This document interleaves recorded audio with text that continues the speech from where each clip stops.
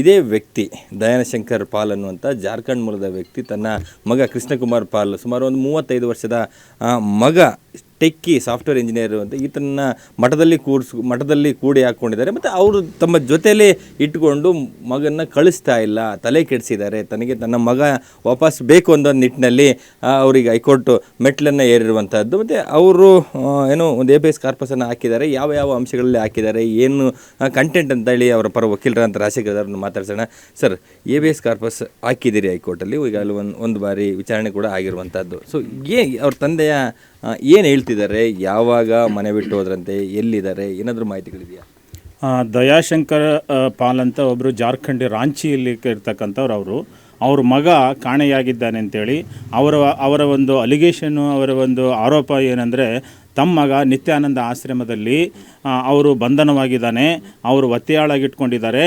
ಆಮೇಲೆ ಬಿಡದಿ ಪೊಲೀಸ್ ಸ್ಟೇಷನ್ನಲ್ಲಿ crime number 400/2023ದಲ್ಲಿ ಮಿಸ್ಸಿಂಗ್ ಕಂಪ್ಲೇಂಟ್ ಕೊಟ್ಟರು ಕೂಡ ಪೊಲೀಸರು ಯಾವುದೇ ಆ್ಯಕ್ಷನ್ ತಗೊಳ್ತಾ ಇಲ್ಲ. ನನ್ನ ಮಗ 2000 ಇಸ್ವಿಯಿಂದ ನಮಗೆ ಒಂದು ಫೋನ್ ಕಾಲ್ ಇಲ್ಲ, ಏನೂ ಇಲ್ಲ. 2002ರಿಂದ ಆಮೇಲೆ ಒಂದು ಸಾರಿ ಅವರು ಪೊಲೀಸ್ ಸ್ಟೇಷನ್ಗೆ ಹೋಗಿ ಕೇಳಿದಾಗ ಪೊಲೀಸ್ ಇನ್ಸ್ಪೆಕ್ಟ್ರು ಜೂಮ್ ಕಾಲಿಂದ ನಿತ್ಯಾನಂದ ಆಶ್ರಮದಿಂದ ಫೋನ್ ಮಾಡಿಸಿದ್ದಾರೆ. ಆದರೆ ಎಲ್ಲಿಂದ ಅಂತ ಅವರಿಗೆ ಗೊತ್ತಾಗಿಲ್ಲ. ಇವರು ಕೃಷ್ಣಕುಮಾರ್ ಪಾಲ್ ಅಂತ ಅವ್ರ ತಂದೆಯವರು, ಅವರು ರಿಟ್ ಪಿಟಿಷನರು. This is the writ of ABS corpus petition filed before the division bench of honourable high court of Karnataka.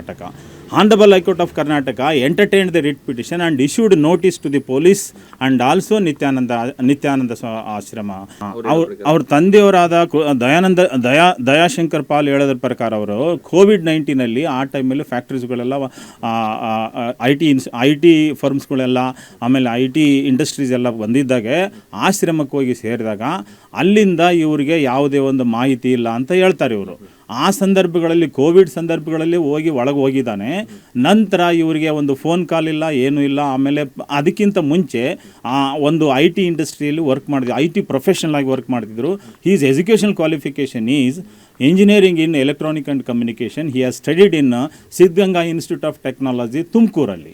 ಪೊಲೀಸರಿಗೆ ಕಂಪ್ಲೇಂಟ್ ಅಂದರೆ ಜಾರ್ಖಂಡಲ್ಲಿ ಕಂಪ್ಲೇಂಟ್ ಕೊಡ್ತಾರೆ, ಅದು ಬಿಡದಿಗೆ ಬರುತ್ತೆ, ರಾಮನಗರ ಜಿಲ್ಲೆಗೆ. ಸೊ ಅದಾದ ನಂತರ ಪೊಲೀಸರೆಲ್ಲ ಒಂದು ಕಡೆ ಒಳಗಡೆ ಹೋಗಿ ಹುಡುಕಬೋದಿತ್ತು ಅಥವಾ ತಂದೆಗೆ ಹೆಲ್ಪ್ ಮಾಡ್ಬೋದಿತ್ತು. ಪೊಲೀಸರು ಏನು ಮಾಡಿದರು, ಏನು ಆ್ಯಕ್ಷನ್ ತೆಗೆದುಕೊಳ್ಳಿಲ್ವ? ಪೊಲೀಸರು ಇದುವರೆಗೆ ಯಾವ ರೀತಿ ತನಿಖೆ ಮಾಡಿದ್ದಾರೆ ಅನ್ನೋದು ನ್ಯಾಯಾಲಯಕ್ಕೆ ಅವರು ಒಂದು ಸಬ್ಮಿಟ್ ಘನ ನ್ಯಾಯಾಲಯಕ್ಕೆ ಒಂದು ವರದಿ ಸಬ್ಮಿಟ್ ಮಾಡಬೇಕಾಗುತ್ತೆ.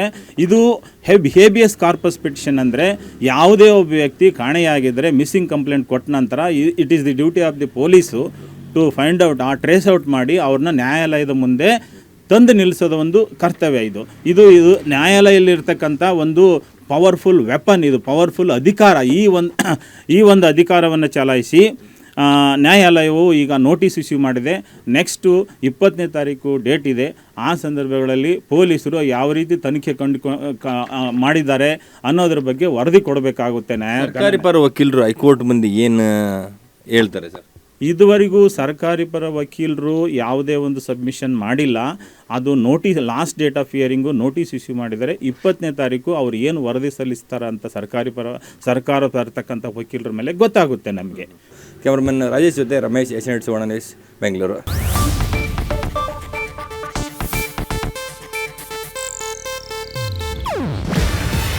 ಇದು ಏಷ್ಯಾನೆಟ್ ನ್ಯೂಸ್ ನೆಟ್ವರ್ಕ್ ಪ್ರಸ್ತುತಿ.